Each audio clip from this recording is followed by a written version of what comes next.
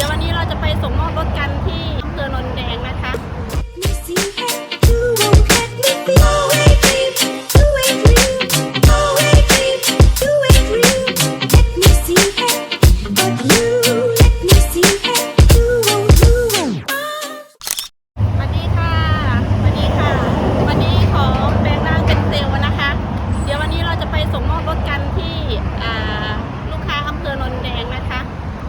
มีรถที่จะส่งมอบนะคะ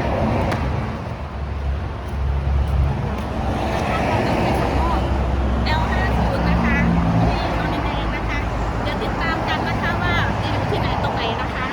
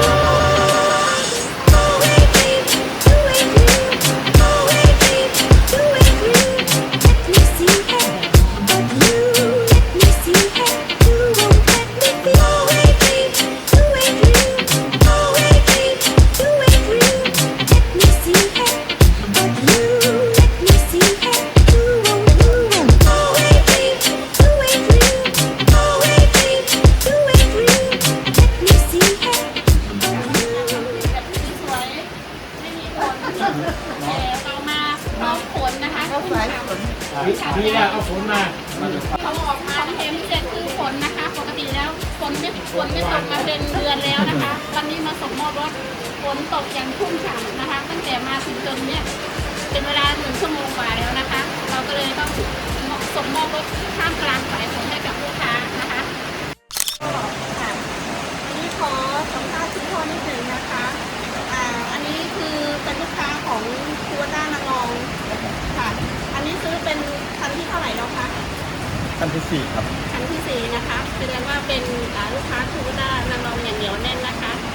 ไม่ทราบว่าอันนี้ติดต่อทางเซลล์นี่ใช้เวลานานไหมคะที่จะได้รถคันนี้มาใช้ไม่นานครับไม่นานง่ายไหมคะพ่อง่ายครับง่ายกี่วันแค่วันนี้ประมาณวัน2 วันก็ได้เลยวัน2 วันก็ได้เลยคูวต้านางรองบริการเป็นยังไงบ้างคะครับบริการดีครับบริการดีมีช่างมาบริการดูแลรถให้ใช่ครับทุกคันใช่ไหมคะใช่ครับ